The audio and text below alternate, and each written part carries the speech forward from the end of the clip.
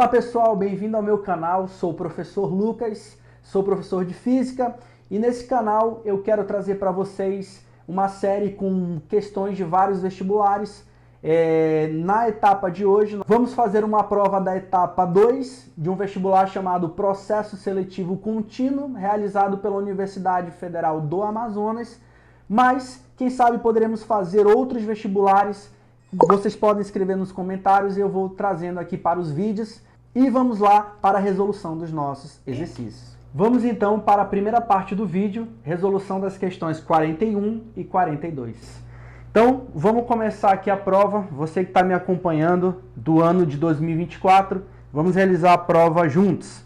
Então, na primeira questão, da questão 41, acompanha comigo aí. Ele deu para você algumas informações para você utilizar ao longo das questões, como por exemplo, ele deu as informações de gravidade, densidade da água, deu para você o calor específico, latência de vaporização e a velocidade do som. A gente vai usar todos esses dados aí nos problemas que a gente vai fazer juntos.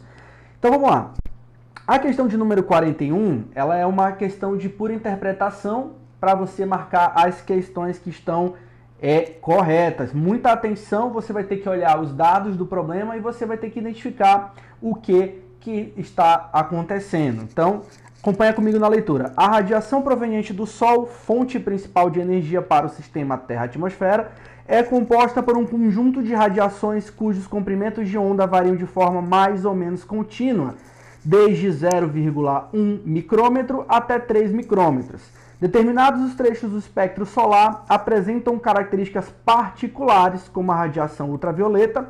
Olha só a faixa aqui, de 0,1 micrômetro até 0,4, representando 9% do total de energia. A radiação visível, olha aqui, de 0,4 até 0,7, com 41% do total de energia. E a radiação infravermelha, a partir do 0,7 até o 3, contendo 50% do total de energia, que aí soma 100% da energia. Devido a esses pequenos comprimentos de onda, o espectro da radiação solar é denominado de ondas curtas. Por outro lado, a superfície terrestre está em constante emissão de radiação em forma de ondas eletromagnéticas de ondas longas não visíveis na região do infravermelho, denominadas de radiação terrestre. A figura a seguir mostra, fora de escala no eixo horizontal, o espectro de absorção da atmosfera terrestre em função do comprimento de onda. Então olha aí, você tem a imagem, e aí ele pergunta para você, a partir destas informações, podemos afirmar que, número 1, a janela atmosférica, atenção, a janela atmosférica, onde a absorção terrestre é baixa, entre aproximadamente 0,3 e 0,7, ponto. É através dela que nosso planeta recebe cerca de 50% do total de energia proveniente do Sol. Então vamos lá, pessoal. Primeiro fato que ele fala. Ele diz que entre 0,3 e 0,7 a absorção é baixa. O que a gente vai olhar? Vamos olhar aqui no nosso desenho. Aqui eu tenho de um lado a absorvidade em porcentagem e no eixo das abscissas eu tenho aqui o comprimento de onda. Então eu venho do 0,1 até o 0,3, olha o que eu tenho. Eu tenho a absorção máxima do ozônio. E aí a seta ela está até te indicando a absorção por essa faixa aqui até 0,7. Vou fazer aqui uma representação. Quando chega no 0,3 até o 0,7, olha o que acontece. Vem aqui para baixo, a absorção ela é baixa. Então, de fato, entre 0,3 e 0,5, você tem uma absorção baixa. Só que o que acontece? Vou até mudar de cor aqui para você. Até 0,3, no texto, o que ele falou para você? Ele falou que eu tenho 9% da representação de energia. De 0,3 até 0,7, você tem mais 41% de representação de energia absorvida. Então, primeiro ponto, entre 0,3 e 0,7 é baixa absorção, então está correto. E o segundo trecho de afirmativa que ele fala, ó, através dela, nosso planeta recebe cerca de 50% nesse intervalo aqui, ó, do total de energia proveniente do Sol. Olha aí, se a gente somar 9% da parte da absorção do ozônio até 41%, somatiza o que a gente tem exatamente de 50%, que é o que o exercício diz na número 1. Então, correto também, a alternativa verdadeira. A número 2, ó. A outra janela atmosférica por onde a Terra perde energia. Então, olha só, a setinha está indicando aqui, então, esse trecho, ó, vou até colocar aqui, ó, perda de energia, tá? E ele fala o seguinte, ó, perde energia na região do infravermelho para o espaço exterior. Essa janela é controlada no lado esquerdo pela banda de absorção do vapor de água e no lado direito pela banda de absorção do dióxido de carbono. Então, olha só, se a gente for analisar, pessoal, aqui no texto, ele fala para você o seguinte, ó, que essa faixa do infravermelho, voltando aqui, é de 0,7 até 3, ó. E se a gente olhar aqui no gráfico, é exatamente a parte que ele começa a dizer para você, ó, se você tem aqui, ó, 0,7, né, até 3, você tem aqui a banda do infravermelho. Ok, só que ele fala o seguinte, ó, essa janela é controlada no lado esquerdo, que aí ele estende um pouco, né, essa questão, e ele fala o seguinte, ó, do lado direito nós temos o dióxido de carbono, do lado esquerdo nós temos a água. E é justamente o que está acontecendo. Então a gente tem uma janela por onde a Terra ela perde essa energia nessa faixa que a gente viu, de 0,7 até 3, que é do infravermelho, e a gente tem uma região controlada onde a gente tem do lado esquerdo a água e o ozônio. Então, certinha a resposta, verdadeiro. A segunda também. E a terceira, vamos lá. O aumento da concentração de gases como o dióxido de carbono na atmosfera torna o efeito estufa mais intenso e, portanto, fica mais difícil o nosso planeta perder calor para o espaço. Esse efeito causa o aquecimento da baixa atmosfera, elevando as temperaturas médias da Terra e levando às mudanças climáticas. Então, se você analisar aqui no texto, ó, no gráfico, o CO2 ele também tem uma taxa de absorção, olha só, de 100%, de uma taxa de absorvidade. E devido a essa taxa de absorvidade, realmente vai acontecer isso que ele fala. Então você vai ter um acúmulo de concentração desses gases na atmosfera, gerando um aumento de temperatura em regiões de baixa atmosfera. Então, verdadeiro também a alternativa, e as corretas são, todas as alternativas são verdadeiras. Então, letra E, questão 41, resolvida. Vamos para a próxima, então. O ser humano, 42, é um animal homeotérmico, ou seja, precisa manter a temperatura do corpo constante para que o organismo funcione corretamente. Durante a prática do exercício físico, os músculos produzem energia através da contração muscular e, com isso, a temperatura interna do corpo tende a aumentar. Para que esse aumento não prejudique o funcionamento do organismo, a transpiração é o mecanismo de termorregulação que atua durante a prática de exercício físico. A liberação do suor através das glândulas sudoríparas resfria o corpo por meio da evaporação. Daí a importância de beber água durante as atividades físicas para repor as perdas. Considerando que a evaporação de suor na pele dissipa 750 watts, podemos afirmar que a quantidade de água que uma pessoa deva beber para compensar as perdas por evaporação do suor em 1 hora de atividade física ininterrupta é de...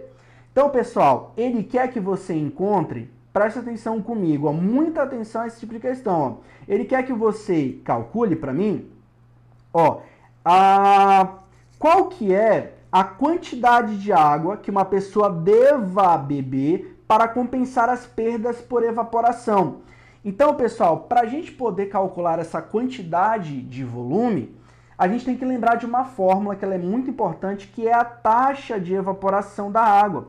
E essa taxa de evaporação, que vai acontecer através do suor, da liberação do suor no corpo, você tem que lembrar que ela é a seguinte equação, ó, massa vezes o calor latente de vaporização da água dividido pelo tempo, que é uma taxa, né, que acontece ao longo do tempo. Lembrando que esse tempo aqui ele tem que ser dado em segundos. Bom, professor, ele me deu cada uma dessas coisas? Deu. A taxa de evaporação, ela é justamente essa quantidade de energia dissipada que a gente teve na nossa questão, que foi de 750 watts. A massa, pessoal, a gente não tem ainda, a gente vai descobrir, ó. Calor latente de vaporização, se você olhar aqui no início da prova, ele deu para você a calor latente de vaporização da água, 2.250 kJ por quilo. Então a gente vai colocar aqui, ó, 2.250 vezes 10 a terceira, né, que é o quilo. E aí a gente vai pegar em segundos, ó, segundos para 1 hora. A gente sabe que a quantidade de segundos em 1 hora equivale a 3.600 segundos. E aí, pessoal, o que a gente faz agora? Agora a gente vai resolver, né? Faz meio pelos extremos. E aí a gente vem resolvendo para encontrar o valor da massa. Bora ver se a gente consegue aqui resolver juntos. Ó, vou fazer aqui no canto, ó, massa. A gente vai ter que fazer a multiplicação, né? Então eu vou multiplicar logo aqui, utilizando, para ajudar, para a gente ser mais rápido, fazendo aqui para vocês, daria 2.700.000 dividido por 2.250 vezes 10 a terceira.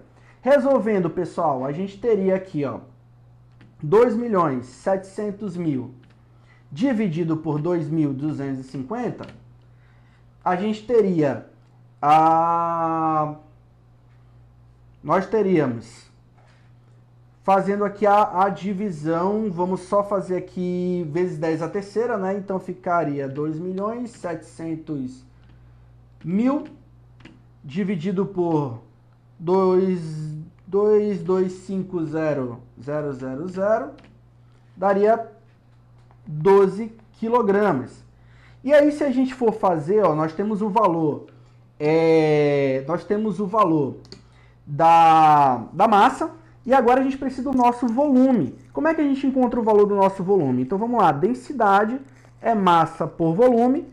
Bom, a densidade da água, ele deu pra gente que é 1 vezes 10 a terceira. Olha lá no problema, né? Então 1 vezes 10 a terceira é igual a 12.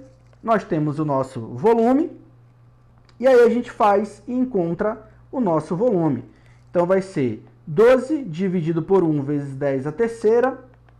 E aí vai dar exatamente o nosso valor aí que a gente precisa no nosso problema. Deixa eu só colocar aqui, realizando para a gente o nosso valor. Aqui fica 1,2 vezes 10 a terceira.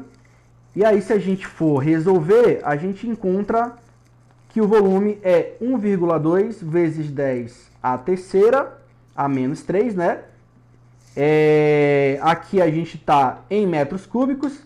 Se a gente quiser encontrar em litros, o que a gente pode fazer aqui? 1 metro cúbico equivale a 1.000 litros, então a gente pode multiplicar isso por 10 a terceira, que é 1.000, né? Que vai dar justamente o que a gente tem aqui, ó, 1,2 litros, que é justamente a nossa resposta da letra B, ó, 1,2 litros. Beleza? Então não esqueça dessas duas fórmulas aqui, ó. As fórmulas da taxa de evaporação, olha aí, muito importante, se caiu uma questão de taxa de evaporação já não vai errar, hein? E a equação da densidade, ó, para você poder fazer a correlação entre massa e volume. Pessoal, essa foi a prova da etapa número 2, da prova do processo seletivo contínuo, realizado pela Universidade Federal do Amazonas.